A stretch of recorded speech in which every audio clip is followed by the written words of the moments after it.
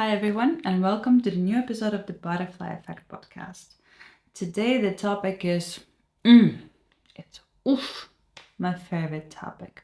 Today, we're talking about something that I truly believe each of you, will need to hear on some point. It's a truth that might feel unpleasurable, that might taste bitter, but it's something that will help you a lot in order to evolve, in order to progress, and to become the best version of yourself. So, the topic for today is stop being a victim. Why are we choosing to fall into our patterns of being a victim? If you feel like life happens to you, not for you, well, this episode is for you. Today we'll dive deep into why sometimes are we falling into the victim mindset and also how it works in our brain and how to break from it. So let's start a little bit with the data just to understand why is it a problem, right? So let's dive deep into the topic. A study from the National Science Foundation found out that 80% of thoughts are negative. And with so much negativity, it's no wonder we fall into the victim mode, we fall into the state that we feel like we're being stuck. And also sometimes we fall into the trap of thinking we are powerless. Also, according to another research, 60% of people have experienced constantly the feeling of helplessness, which is basically feeling that you have no control over what's happening, even though you do have it. And this mindset is the core part of the victim mentality. So, what's going on is that we have a tendency to put the responsibility or put the guilt into anyone or anything but not ourselves, because it requires a very specific level of emotional intelligence, of even mental intelligence, to understand the real reasons of the situation, what's going on, and to take this responsibility on our shoulders. Because eventually, I truly believe that awakened person, a person who really understands psychology and who worked a lot on their mindset, will tell you that eventually I am the reason of everything that happens around me, for me, with me, in my life in general. I am the author of my reality. My thoughts and my desires is the only thing that basically creates everything that I have, good and bad, positive and negative, something that I love happening and something that I hate happening, and everything happens for me. The victims, they have a very opposite mindset. I believe that the mindset of the victim is basically that something happens and I just react. I have no power to change it, to prevent it, to control it, to stop it, to expand it, to do whatever. I just receive whatever the world gives me and react on that. So the behavior is more reactive. So what happens in our brain? Our brain is basically wired to avoid discomfort. So from this perspective, falling into the victim mode feels like a safe space. Feels like somewhere where we can finally lower our expectations, when we can finally don't do anything, when we don't need to be successful, when we don't need to be productive, when we don't need to be efficient. It's a pretty safe, comfortable space. That's why some people can live into the victim mode throughout their whole life, or at least for years. And also because emotionally, feeling of helplessness, it's much easier to develop. It's much easier to stay in the state of helplessness than, for example, going to the state of interest, going to the state of excitement. Viktor Frankl once said that when we are no longer able to change the situation, we are challenged to change ourselves. So the victim role might not get us out of challenges, but our mindset can actually do. If you know the Viktor Frankl and what he wrote, is basically he wrote this amazing book about surviving in the Nazi camp and always say yes to life or something like this. I remember reading that book. It was absolutely amazing for anyone who have a tendency to go into the victim role, because we also have a tendency of comparing our pain or our discomfort or our helplessness with someone else. Here, definitely, I would like to take a minute to share part of my story because I definitely have an experience that is relevant to the topic. So, as some of you might know, I am originally from Ukraine, and 2.5 years ago, the war in Ukraine started, which was basically absolutely devastating, dramatic, and painful experience, and the worst experience that I ever went through.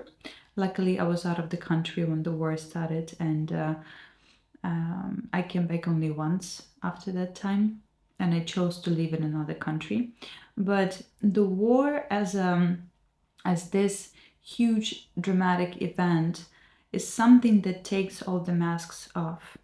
People can't pretend when there's a end of the world happening around them. They can't pretend that they good people. They can't pretend that they live for someone else. that they live for someone else. They basically go into a full surviving mode. In this mode, when the world around you is falling apart, you basically stand in front of a choice to go into the victim mode or to take an action, make a choice, and try to change the reality around you. Lots of people found their comfort in the victim mode, blaming anyone, blaming countries, politics, other people, circumstances, time, era, whatever. In the end of the day, putting the blame on someone else's shoulders doesn't really change your reality. It doesn't really change anything except it makes you feel a little bit better for a short period of time.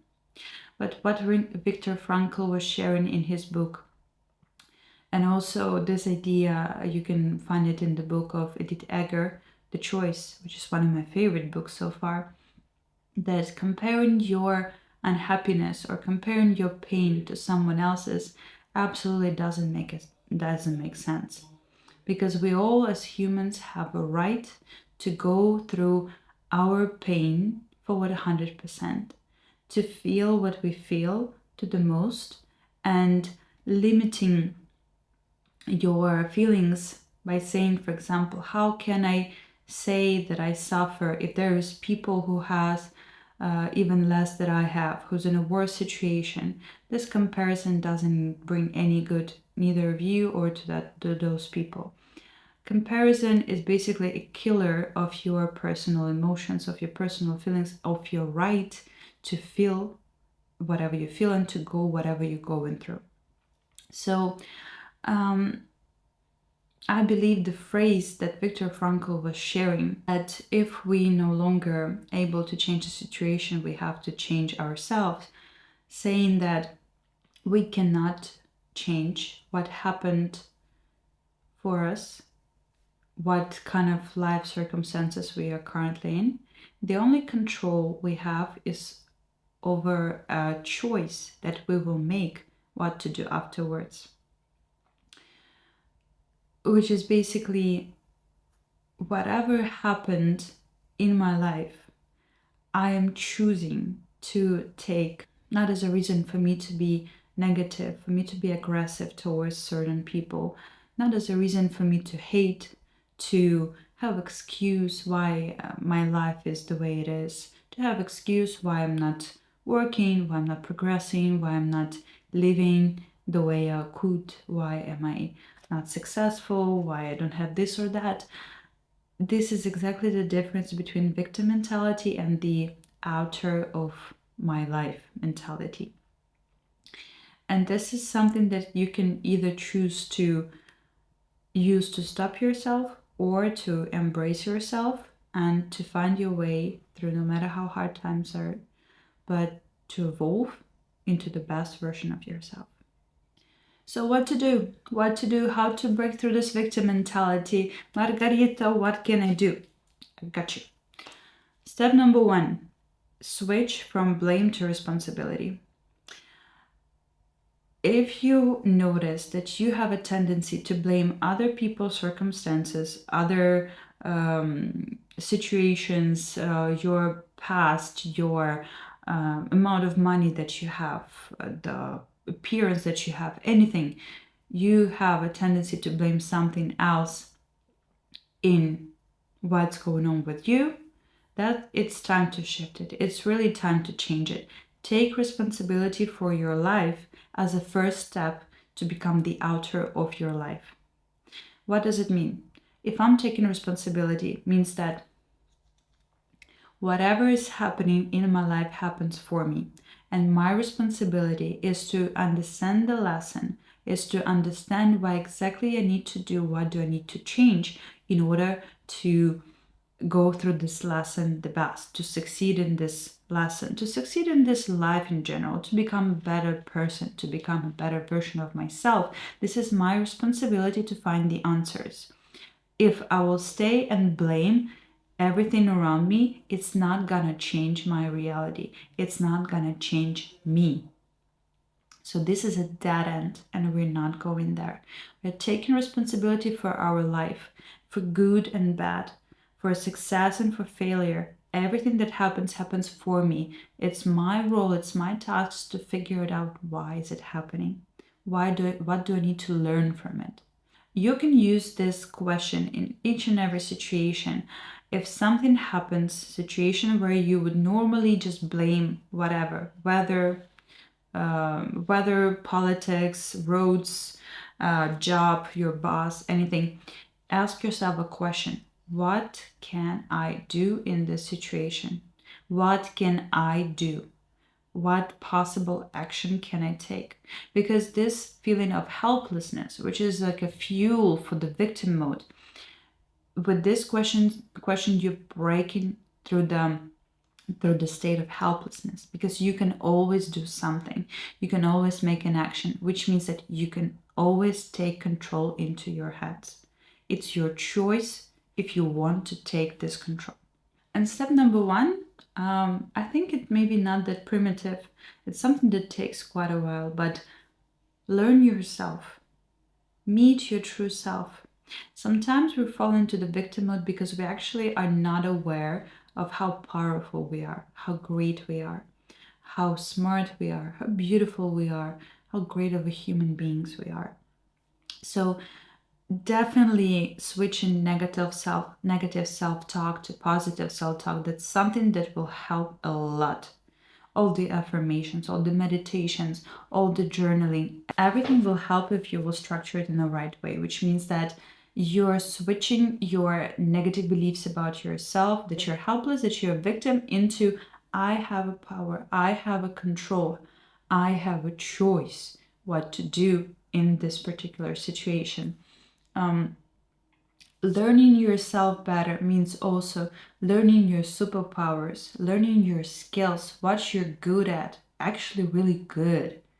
And going into something that where you're naturally good will give you already this boost of confidence that will be the opposite part of your victim mode, that will play this role of a second choice that you can make.